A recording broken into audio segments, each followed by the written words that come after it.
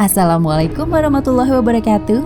Ensiklopedia Al-Fatih kembali ke hadapan Anda untuk berbagi info Islami. Semoga menginspirasi aktivitas Anda hari ini. Dan jangan lupa klik tombol subscribe dan aktifkan notifikasi tombol lonceng agar tidak tertinggal berita terbaru dari Ensiklopedia Al-Fatih.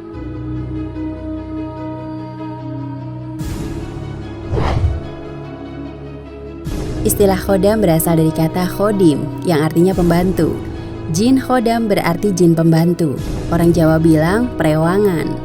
Disebut khodam karena jin ini berinteraksi dengan rekan dekatnya di kalangan manusia dan sedia untuk membantunya. Sehingga terkadang dia bisa melakukan hal-hal yang tidak bisa dilakukan pada umumnya manusia. Tentu saja dengan bantuan jin perewangan yang menjadi rekannya.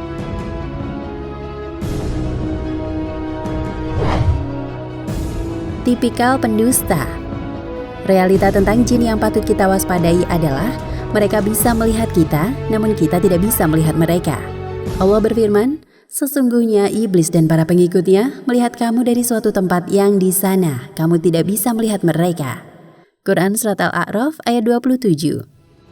Di pihak lain, jin memiliki tipikal pendusta. Dia bisa mengaku ingin menjadi teman manusia, mengaku mau membantu manusia, namun sejatinya dia ingin menipunya. Ketika Abu Hurairah radhiyallahu anhu ditugasi oleh Rasulullah Shallallahu alaihi wasallam untuk menjaga makanan zakat, malam harinya ada jin yang berubah wujud jadi orang remaja dan mencuri. Ketika ditangkap dan hendak dilaporkan kepada Nabi Shallallahu alaihi wasallam, dia berusaha memelas dan berjanji tidak akan kembali. Tapi dia dusta, dia tetap kembali hingga terjadi selama 3 malam. Di malam ketiga, Abu Hurairah tidak memberi ampun dan akan dilaporkan kepada Rasulullah. Setelah diajari bacaan ayat kursi, Abu Hurairah melepaskannya. Pagi harinya, kejadian ini beliau sampaikan kepada Rasulullah, lalu beliau bersabda, kali ini dia benar, meskipun aslinya dia pendusta. Hadis riwayat Bukhari, nomor 2311. Al-Hafidz Ibnu Hajar ketika menjelaskan kalimat dalam hadis ini, beliau mengatakan bahwa setan dari golongan jin memiliki hobi berdusta. Fathul Bari 4-489. Bisa Anda bayangkan, tipikal pendusta bisa melihat manusia, tapi manusia tidak bisa melihat mereka. Kemudian ada manusia yang bekerja sama dengan mereka. Potensi jin ini untuk menipu manusia yang menjadi rekannya tentu saja sangat besar. Karena itu seharusnya makhluk seperti ini dihindari, dijauhi, diwaspadai, bukan malah didekati dan diajak kerjasama. Maka sungguh aneh ketika ada orang yang begitu berharap bisa bekerja sama dengan jin.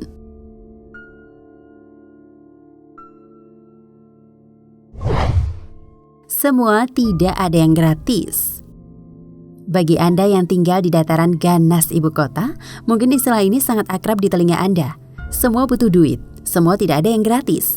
Semua orang rebutan untuk hidup.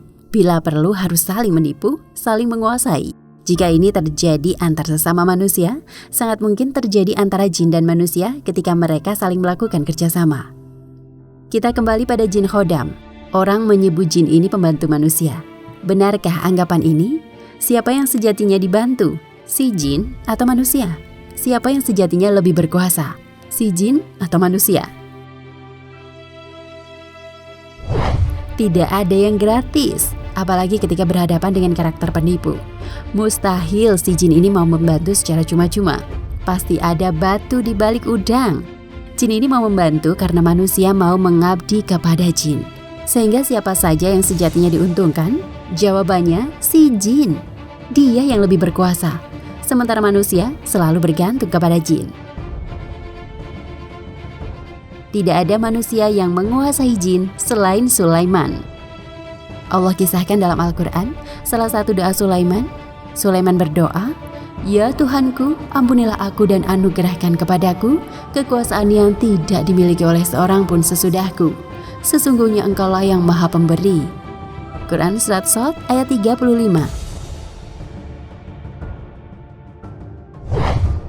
Salah satu di antara kekuasaan Sulaiman yang tidak mungkin dimiliki orang lain adalah bisa mengendalikan dan menguasai jin.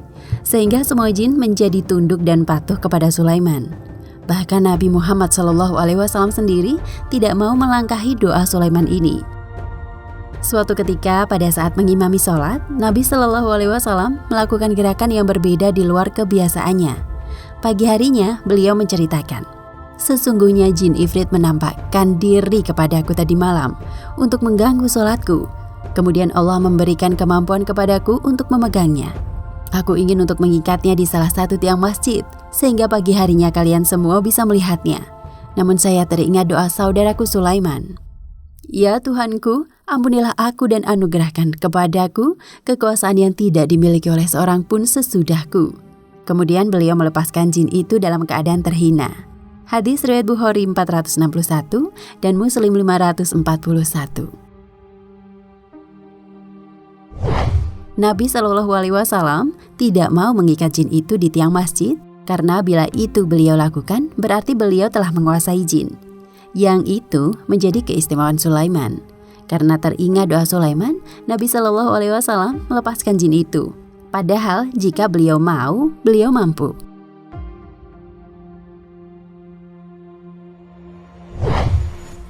Umumnya terjadi penyimpangan. Karena itu yang umum terjadi adalah penyimpangan, bukan kerjasama dengan cara baik-baik. Bentuk penyimpangannya, manusia melakukan pengabdian dan penghambaan kepada jin, kemudian jin membantunya untuk mewujudkan keinginan manusia. Jadilah jin bertambah sombong dan manusia bertambah hina dan bergelimang dosa karena melakukan berbagai kesyirikan atas permintaan si jin. Inilah yang dilakukan oleh jin, sebagaimana yang Allah ceritakan dalam surat Al-Jin.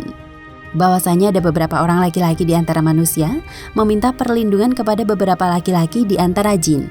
Maka jin-jin itu menambah bagi mereka dosa dan kesalahan. Dan ketika di hari kiamat, mereka dikumpulkan dan saling menyalahkan.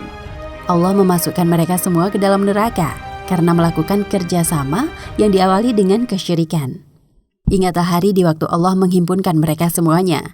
Dan Allah berfirman, "Hai golongan jin, sesungguhnya kamu telah banyak menyesatkan manusia." Lalu berkatalah kawan-kawan mereka dari golongan manusia, "Ya Tuhan kami, sesungguhnya sebagian daripada kami telah dapat kesenangan dari sebahagian yang lain dan kami telah sampai kepada waktu yang telah Engkau tentukan bagi kami." Allah berfirman, "Neraka itulah tempat tinggal kamu, sedang kamu kekal di dalamnya, kecuali kalau Allah menghendaki yang lain. Sesungguhnya Tuhanmu Maha Bijaksana lagi Maha Mengetahui." Quran Surat Al-An'am ayat 128. Seorang Buya Yahya juga menjelaskan, ada ulama yang membolehkan berurusan dengan jin. Namun kata dia ada syaratnya, yaitu mereka harus mengerti dengan syariat. Sebab jika dibohongi dengan jin, dia akan tahu. Kalau tidak mengerti syariat, orang tersebut akan tertipu. Malah tertipu jadi dukun dia. Ini bahaya, gak ada urusannya sama jin. Nanti banyak bohongnya. Anda punya hawa nafsu, jin juga punya hawa nafsu. Jadi kita tidak nyaman karena kita tidak mungkin salah memperlakukan mereka atau sebagainya. Jadi gak usah berurusan dengan jin. Tutur Buya. Semoga Allah melindungi kita dari tipuan para musuh Allah. Wallahu a'lam bishawab.